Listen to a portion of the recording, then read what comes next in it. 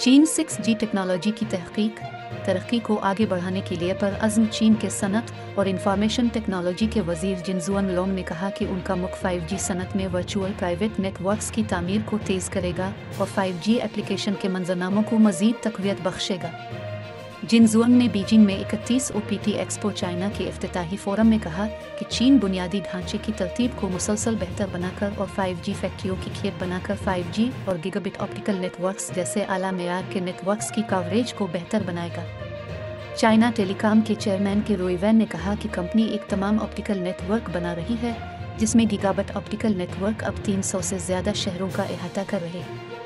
एक और telecom company China mobile ने कहा कि उसने 5G के लिए तकरीबन 200 बैन-अल-अक़वामी मेयारात की क़यादत की है और 4100 से ज़्यादा पेटेंट्स के लिए दरख्वास्त दी है।